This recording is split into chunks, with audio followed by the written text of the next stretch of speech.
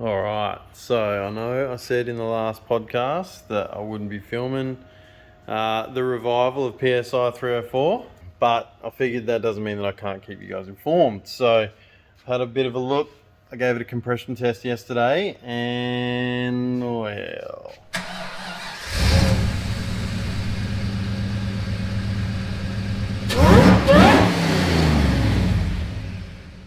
so comp on all these ones are about 110 psi. Now 110 psi is not fantastic. It is definitely starting to get a little bit low on probably the ring seal, but remember, this is a 30-year-old engine that's been blown for about 20 years, so you're kind of going to get that. Comp on this side was 110, 110, 125 and 25. Not good. Not good at all. Hey. Oh yeah, buddy. Blow it, baby, blow it.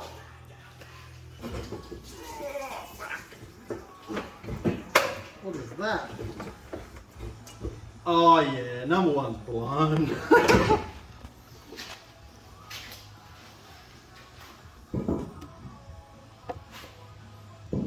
No good. No good, mate. Oh, look at that. That's fucked. Proper. No good, mate. No good. Fuck.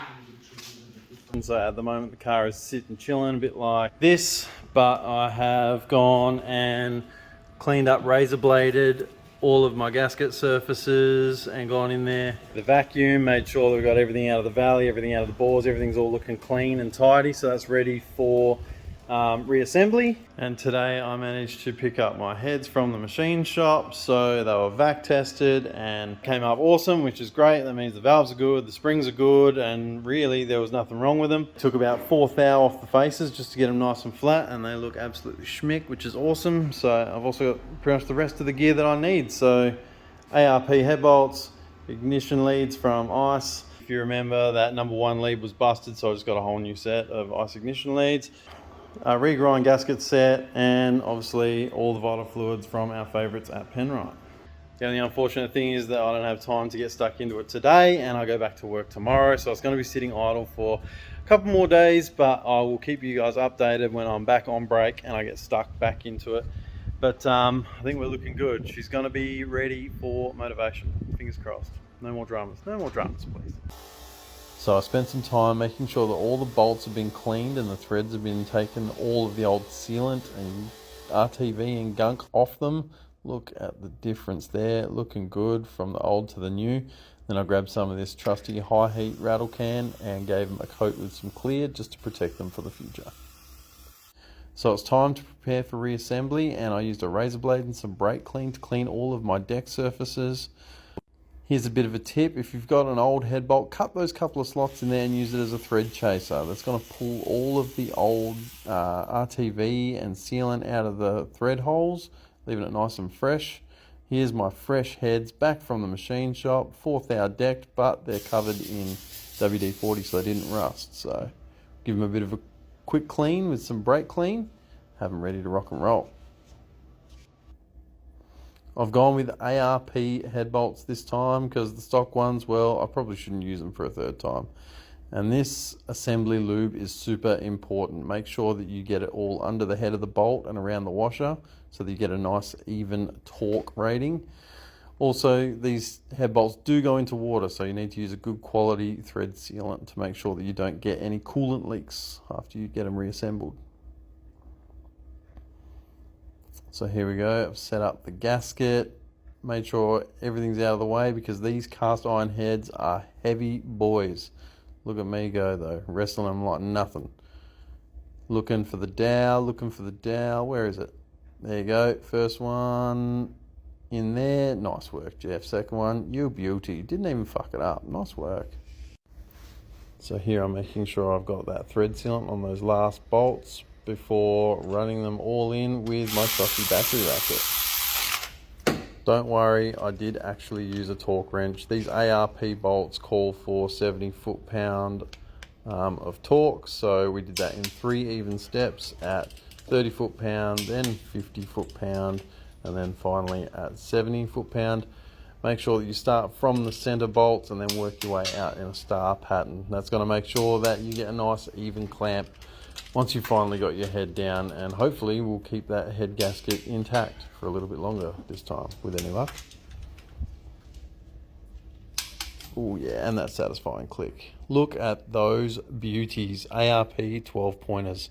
It's such a shame that no one's even gonna see them. But it's time to do a cork job. Not this cork though. That's right, we're gonna use some grey RTV and cork. Just a personal preference, I just don't like those cork gaskets. What I like to do is just put a bead around each of those water ports on the heads, just so when I lay down that intake manifold gasket, I know I've got a really nice seal. And then once that's done, we lay a bead across the front and the back, just a couple of mil high, and that will give us a really good seal there. Now this one is a high temp RTV, it's sensor safe, it's good for OEM sort of applications. And then you go halves in a bag with your mate. No, but for real, these little plugs are an absolute lifesaver. You can see there's like a dedicated hole in both the manifold gasket and the head.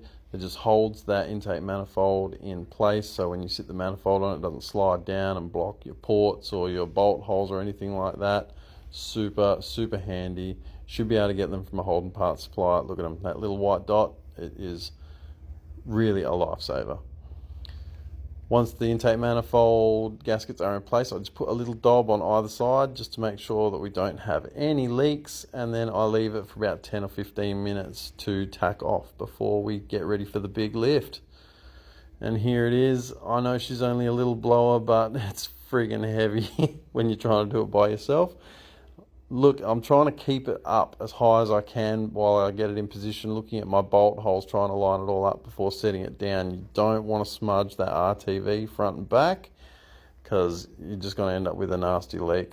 You don't want that. So I was at this point, ran in those bolts, nice clean bolts too, by the way, and then also torqued them down, but that was about as much time as I had until my kids started to try and kill each other. So I had to take a pause for the cause, but after a short 2 night shifts later, we were back into it and managed to get all the valve train back together. So push rods in, rockers in. I actually had one broken rocker bridge, so I did have to pinch one off a spare engine.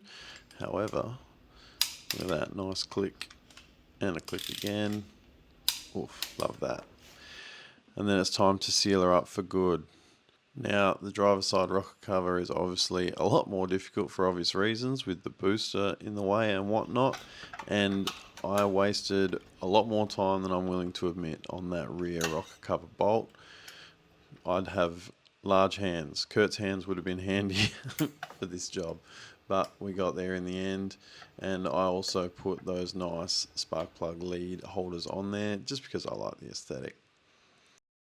So at this point I'm on the final stretch. It's going to be plugs in, spark plug leads back on again, and then walk around the engine, do final bolt check, tighten up all the hose clamps, and then start second guessing yourself about all of it, and then thinking that, hey, maybe it's not a terrible idea if you do a compression test, particularly on that number 1 cylinder, before we go too much further. So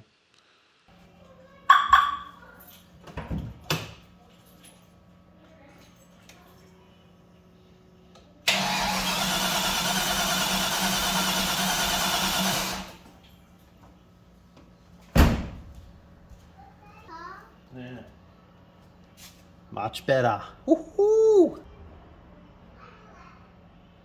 There you go, dudes and dudettes.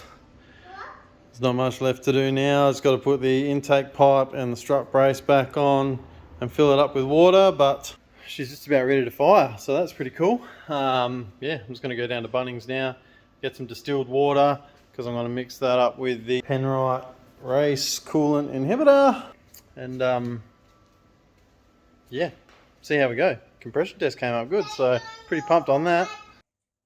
If this goes well, and I think it will, But if this goes well, and you're in the southwest area, I might take this out to Carvies and Coffee tomorrow morning at the Bunbury Geograph Motor Museum. There's a bit of a test run.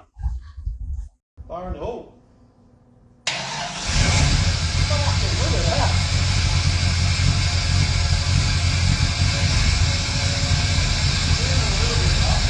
Yeah. That was effortless.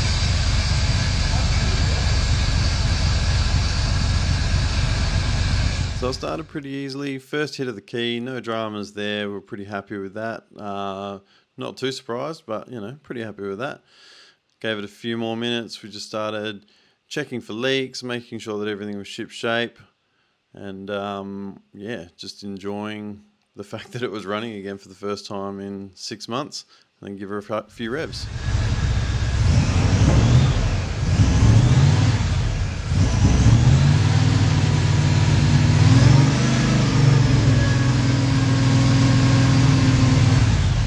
Probably tell by the look on my face that I wasn't super pumped on it, and there was possibly a little bit of cause for concern. When I tried to rev, I wanted to bog down and break up a little bit.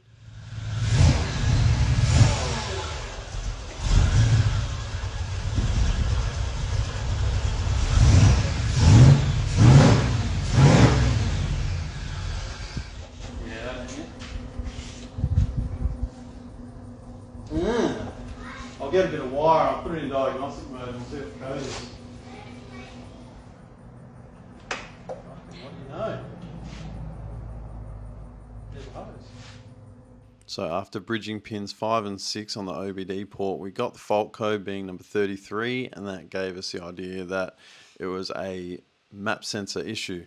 So did a little bit of digging around, and what do you know? Jeff's forgot to plug in the reference hose for the map sensor. Not a big deal, except on this car, it's behind the fuel rail, in front of the distributor, and under the throttle body. So in the depths of hell, and a stark reminder that one simple bit of forgetfulness will add an hour to your job.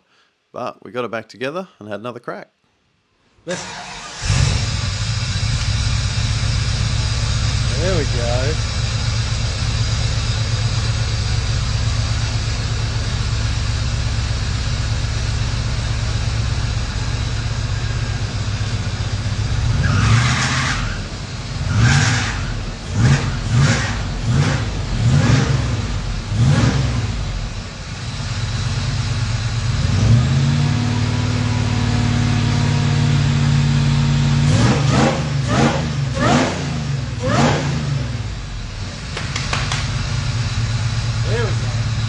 Going for a spin tomorrow morning, I think we are. What do you reckon?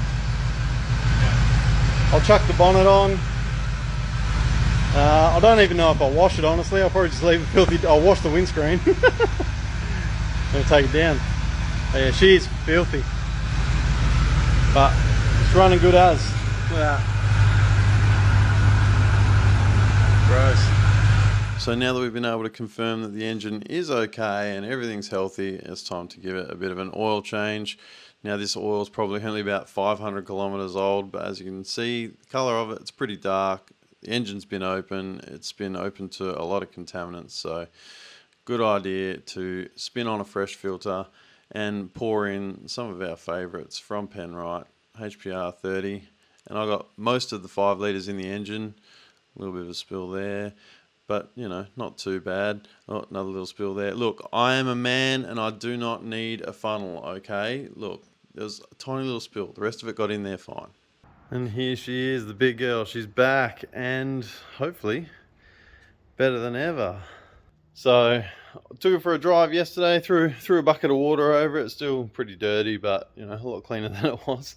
Took it for a bit of a drive to a coffee meet, and thanks to all you legends who came up and said hey, and we're talking about the car and letting us know that you're going to see us at Motorvation. That was really awesome. And a couple of the shirts that were kicking around. So if you'd like to get one for yourself, talkhub.com.au.